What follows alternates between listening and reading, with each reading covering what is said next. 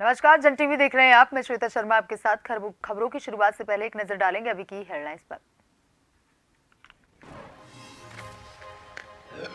मुख्यमंत्री पुष्कर सिंह धामी का यूपी दौरा। राम मंदिर के उद्घाटन से यूपी दौरे पर पहुंचे धामी। रामलला की प्राण प्रतिष्ठा से पहले पहुंचे मथुरा। कहा, दान घाटी मंदिर के दर्शन किए और 7 कोसी परिक्रमा की। उत्तराखंड में लोकसभा चुनाव से पहले होने जा रही बंपर भर्ती। लोक सेवा आयोग ने इस साल अभी तक 3040 पदों पर की अधिकारियों की भर्ती। धामी सरकार का दावा, बड़ी संख्या में युवाओं को रोजगार देगी धामी सरकार। पिता और पुत्र को बंधक बनाकर डकैती के मामले में पुलिस को मिली कामयाबी। 7 आरोपियों को किया गिरफ्तार। एक और नई डकैती की योजना बनाते हुए किए गिरफ्तार। देहरादून में नए साल का जश्न मनाने आने वाले पर्यटकों को पर्याप्त मात्रा में मिलेंगे वाइन दुकानों को 24 घंटे खोलने के निर्देश। आबकारी विभाग ने पहले ही की सारी व्यवस्थाएं। हल्द्वानी में प्रशासन और नगर निगम का अतिक्रमण अभियान। सिंधी चौराहे से चौड़ाईकरण को लेकर चलाया अभियान। जेसीबी से तोड़ा अतिक्रमण। दोनों तरफ 12 मीटर के लगाए गए निशान।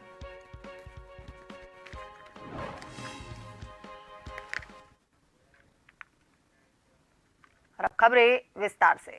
अयोध्या में राम मंदिर के उद्घाटन से पहले उत्तराखंड के मुख्यमंत्री पुष्कर सिंह धामी यूपी के दौरे पर पहुंचे। रामलला की प्राण प्रतिष्ठा से पहले सीएम धामी श्री कृष्ण जन्मभूमि मथुरा पहुंचे। मुख्यमंत्री धामी ने यहां गोवर्धन में दान घाटी मंदिर के दर्शन किए और 7 कोसिया परिक्रमा की।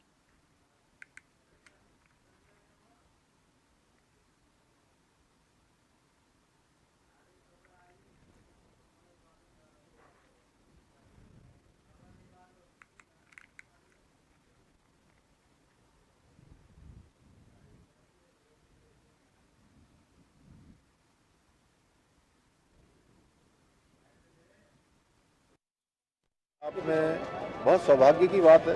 मैं सौभाग्यशाली मानता हूँ। मैंने भगवान से प्रार्थना की है, भगवान एकेश्वर से प्रार्थना की है, गिरिराज बाबा से प्रार्थना की है कि सबकी सुख समृद्धि हो, सुख शांति हो, हमारा राज्य और देश आगे बढ़े। माननीय प्रधानमंत्री मोदी जी के नेतृत्व में हम जिस तेज़ी से आगे बढ़ रहे हैं, विश्वगुरु के पद पर हम आरूढ़ हों। आज हमारे सभी देव स्थानों का पुनर्निर्माण हो रहा है, नवनिर्माण हो रहा है।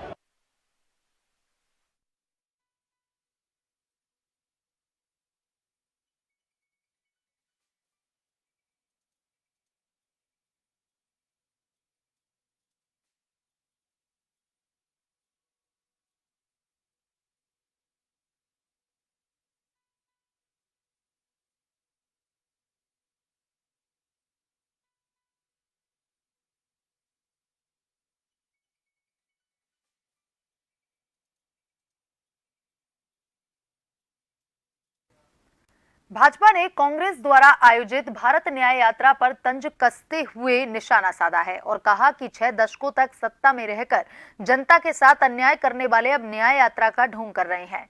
भारत जोड़ो यात्रा के बाद 3 राज्यों में मिली हार ने बता दिया कि भारत तो जुड़ा है और कांग्रेस की मंशा खुद को जोड़ने की थी। पार्टी मुख्यालय में मीडिया के सवालों का जवाब देते हुए भाजपा विधायक विनोद चमोली ने कहा कि जिन्होंने पहले भारत जोड़ो यात्रा निकाली, उसका परिणाम यह हुआ कि 3 राज्यों में उनकी सरकार को जनता ने उखाड़ दिया, क्योंकि यात्रा के दौरान देश ने बखूबी देखा कि देश को तोड़ने की साजिशों में लिप्त संस्था, राष्ट्र विरोधी सोच को आगे बढ़ाने वाले एक्टिविस्ट और धारा 370 के समर्थन से कश्मीर को देश से तोड़ने की सोच रखने वाले नेता भारत जोड़ने के झूठे नारे दे रहे हैं।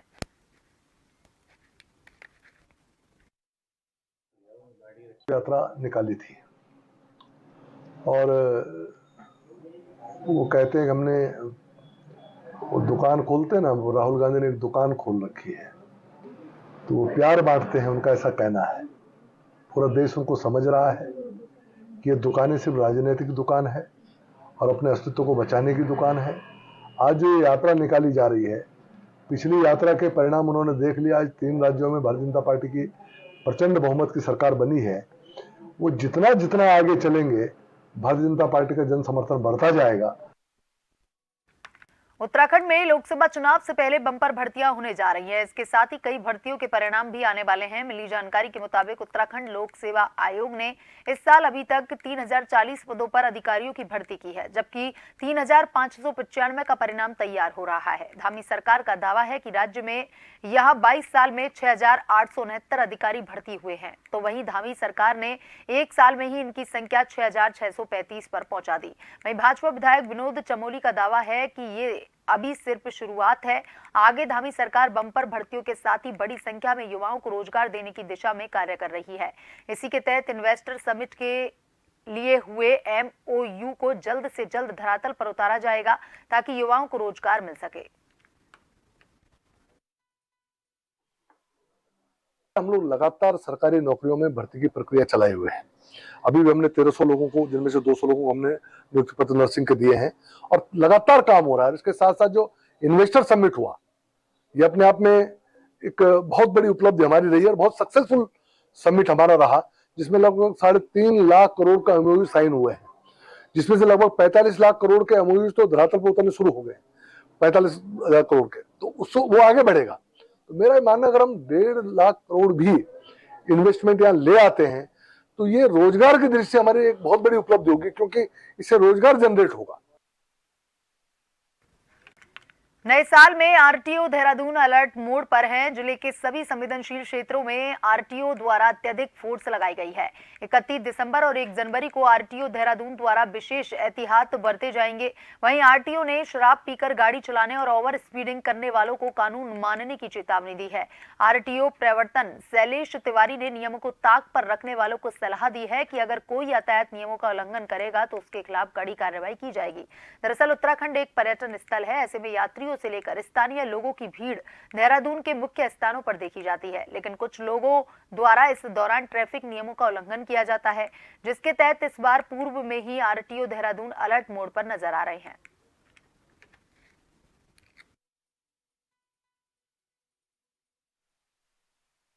इसके लिए हम लोगों ने अलग से टीमें बना रखी हैं। पूरे दिन और रात 31 को हमारी टीमें हर जगह रहेंगी। हमने कई टीमें बनाई हैं, खासकर सेंसिटिव प्लेसेस जो हैं, जहाँ शिकायतें ज़्यादा मिलती हैं, जैसे मसूरी रोड है और राजपुर रोड हमारा है, सजधा रोड पे, रिस्पना पुल के आसपास, बल्लूपुर के आसपास, या आइस ब्यूटी हमारा है। इन सब जगह हमारी टीमें लगी रहेंगी और ये मोबाइल टीमें रहेंगी, घूमती रहेंगी, लोगों को देखती रहेंगी। और हमारे पास मशीनें भी हैं। शराब अगर किसी ने पी रखा है और गाड़ी चला रहा है तो उसके लिए एल्कोमीटर हमारे पास है।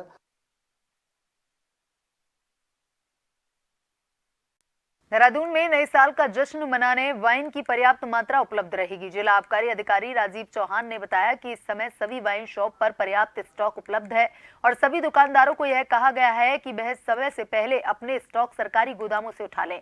बता दें कि नए साल का जश्न मनाने आने वाले पर्यटकों की सुविधाओं को देखते हुए इस समय प्रदेश सरकार ने प्रदेश में सभी दुकानों को 24 घंटे खोलने के निर्देश दे दिए हैं, लेकिन उसके लिए कुछ मानक भी तय किए गए हैं कि वहां पर काम करने वालों को 8-8 घंटे की शिफ्ट में ही काम पर बुलाया जाए।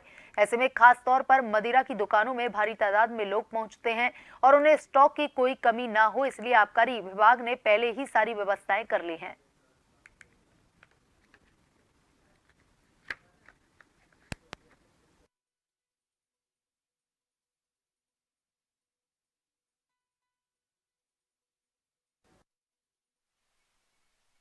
जश्न का माहौल होता है, उल्लास का माहौल होता है, तो हमारी मदिरा दुकानों में भी मदिरा की बिक्री बढ़ती है। इसलिए हमने जो हमारी तैयारी है वो इस प्रकार से है कि हमारे मदिरा गोदाम पूरी तरह भरे हुए हैं, सभी प्रकार के ब्रांड उपलब्ध हैं और हमने सबको निर्देशित कर दिया कि सभी मदिरा अनुज्ञापी अपनी आवश्यकता के अनुसार मदिरा का उठान हमारे सरकारी गोदाम से कर लें।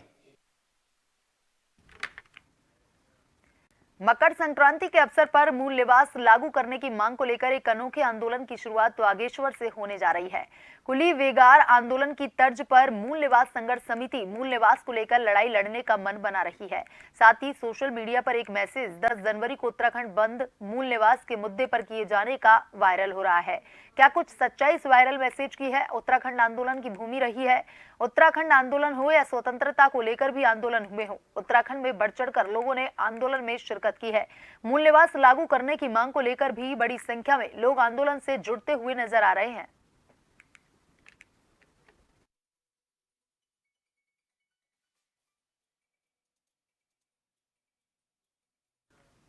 काशीपुर पुलिस ने 19 दिसंबर की रात आईटीआई थाना क्षेत्र स्थित हनुमान कॉलोनी में पिता और पुत्र को बंधक बनाकर डकैती के मामले में 7 अभियुक्तों को गिरफ्तार करने में बड़ी कामयाबी हासिल कर ली है। आरोपी नगर क्षेत्र की बंद पड़ी काशीपुर शुगर मिल परिसर में एक और नई डकैती की योजना बनाते हुए गिरफ्तार किए गए हैं। पुलिस ने अभियुक्तों की निशानदेही पर हनुमान कॉलोनी काशीपुर के अलावा मूड़ा पांडे जिला मुरादाबाद में डकैती का माल बरामद किया।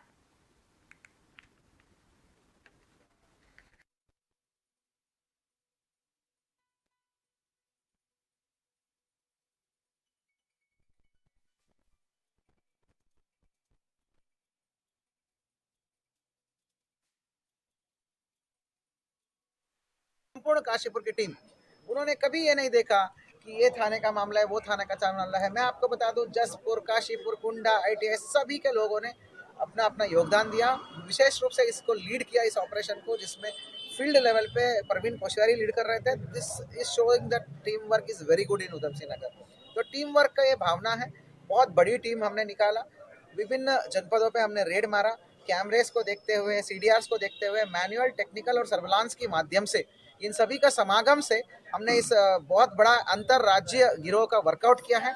कुल मिला के बता दूं साथियों, ये बड़ा शातिर काइंड ऑफ अपराधी है। ये लोग वैसे तो दिन दहाड़े में, दिन के टाइम में वो मजदूरी, दिहाड़ी, पेंटर, रंगाई, पुताई, ई रिक्शा चलाने का काम करते हैं।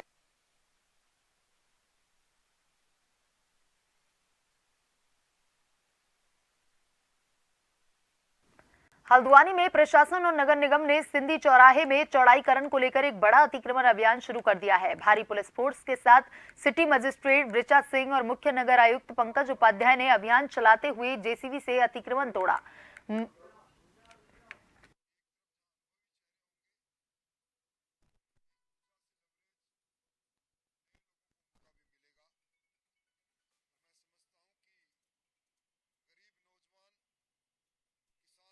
हल्द्वानी में प्रशासन और नगर निगम ने सिंधी चौराहे में चौड़ाईकरण को लेकर एक बड़ा अतिक्रमण अभियान शुरू कर दिया है। भारी पुलिस फोर्स के साथ सिटी मजिस्ट्रेट ऋचा सिंह और मुख्य नगर आयुक्त पंकज उपाध्याय ने अभियान चलाते हुए जेसीबी से अतिक्रमण तोड़ा। मंगल पड़ाव के सिंधी चौराहे से अतिक्रमण हटाओ अभियान की शुरुआत हुई। इस दौरान नगर निगम की टीम ने अस्थायी अतिक्रमण को मौके पर ही हटा दिया। साथ ही अतिक्रमण कर लगाया गया सामान भी जब्त कर लिया गया। इसके साथ ही सिंधी चौराहे में चौड़ाईकरण के प्रस्ताव के मुताबिक दोनों तरफ 12 मीटर निशान लगाए गए। मुख्य नगर आयुक्त पंकज उपाध्याय का कहना है कि चौड़ाईकरण के प्रस्ताव के मुताबिक कार्य किया जा रहा है।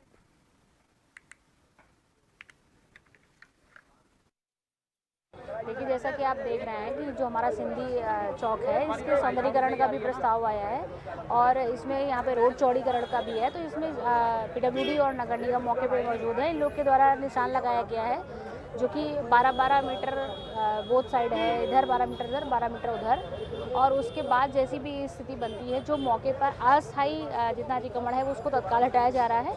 बाकी को इसमें नगर निगम के द्वारा नोटिस देने के उपरांत 3 दिन का नोटिस वो लोग दे रहे हैं यहाँ पर। उसके बाद इसमें जो पक्का अतिक्रमण है वो हटाया जाएगा। सिंधी चौराहे का चौड़ीकरण होना है, इसको लेकर के अतिक्रमण पूर्व में भी हटाया गया था और आज भी अतिक्रमण हटाया जा रहा है।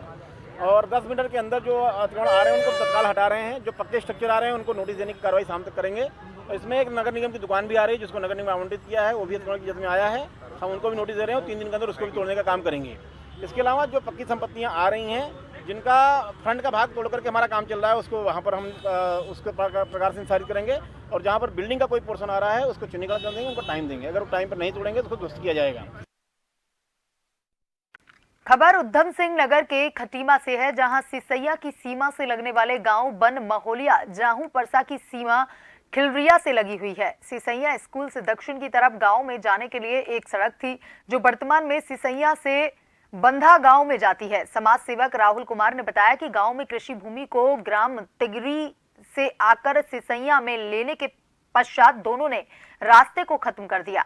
वहीं इस रास्ते से आने जाने वालों से आए दिन मारपीट की जा रही है। वहीं सिसैया स्कूल के बच्चों व गांव के लोगों का आना जाना भी रोक दिया गया है। साथ ही बताया कि ये सड़क कई सालों से नक्शे में है, जिसकी मौके पर जांच कर सड़क खुलवाने की मांग की गई है। वहीं उप जिलाधिकारी रविंद्र विष्ट के द्वारा जांच के आदेश दे दिए गए हैं। यदि नक्शे में रास्ता पाया गया तो फिर से सुचारू करवाने का आश्वासन दिया। कि ग्रामीण मेरे पास आए थे, उनका ये आरोप है कि किसी व्यक्ति द्वारा वहाँ पर तार-बाड़ करके जो लोगों का आम रास्ता है उसको बंद कर दिया गया है, जिससे जो वहाँ के जो स्कूली बच्चे हैं उनको आने जाने में परेशानी हो रही है। लिहाजा अभी मैंने तहसीलदार खटीमा को जांच के आदेश दे दिए हैं कि वो हमारे रिकॉर्ड्स चेक करेंगे और वास्तव में यदि वो हमारे राजस्व विभाग की ज़मीन है जिसमें उसके द्वारा तार-बाड़ किया गया है, क्योंकि जो रास्ता होता है वो सार्वजनिक उपयोग का उस कैटेगरी में आता है, तो लिहाजा उसमें कोई भी अतिक्रमण नहीं कर सकता है। तो जैसे ही जांच आख्या प्राप्त होगी तो इसको जो अवैध अतिक्रमण कर दिया गया उसको हटा दिया जाएगा। वो एक रास्ता जाता था गुड्डू पाठशाला के लिए, वो सिसैया स्कूल से होकर के उसी रास्ते को बंधे के जो लोग बसे हुए हैं उपयोग करते थे। अब किसी ने उस ज़मीन को खरीद रखा है और ख़रीद करके उस रास्ते को बंद कर दिया है। सिसैया गांव के जो बंधे के लोग हैं आते जाते हैं तो उस पर मार पिटाई करते हैं। उसी को आज हम लोगों ने प्रगणाधिकारी महोदय को ज्ञापन सौंप करके अवगत कराया कि उस रास्ते को खोला जाए। बद्रीनाथ धाम की कपाट शीतकाल के लिए बंद हो चुके हैं। मान्यता है कि 6 माह भगवान बद्री विशाल की पूजा देव ऋषि नारद करते हैं, क्योंकि भगवान बद्री विशाल की पूजा का अधिकार 6 माह नर और 6 माह नारायण को है। शीतकाल के दौरान बद्री विशाल के धाम में देव ऋषि नारद जी स्वयं भगवान बद्री विशाल की पूजा अर्चना करने में लगे हुए हैं। बद्री विशाल के श्रृंगार करने का कार्य प्रगति समय समय पर आसमान से फूलों यानी कि बर्फबारी की वर्षा करती है। हालांकि आजकल भगवान बद्री विशाल के धाम में पूरी तरह से सन्नाटा पसरा हुआ है, लेकिन भगवान बद्री विशाल जी का धाम आज भी दूर से ही देखने पर बेहद खूबसूरत दिखाई दे रहा है।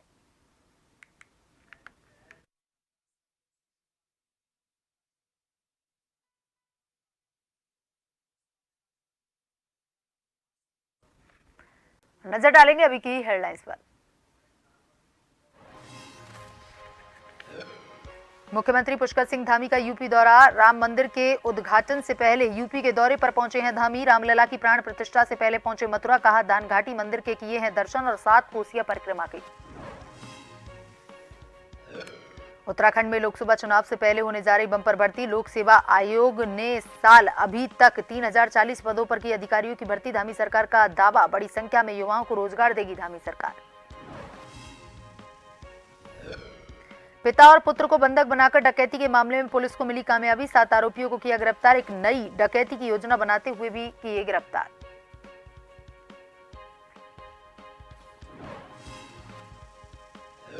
देहरादून में नए साल का जश्न मनाने आने वाले पर्यटकों को पर्याप्त मात्रा में मिलेगी वाइन दुकानों को 24 घंटे खोलने के निर्देश। आबकारी विभाग ने पहले ही की सारी व्यवस्थाएं।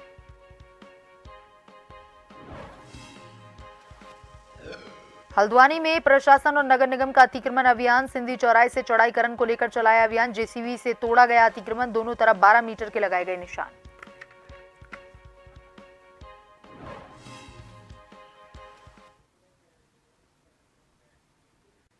बुलेटिन में अभी तक के लिए इतना ही। बने रहिए जन टीवी के साथ। नमस्कार।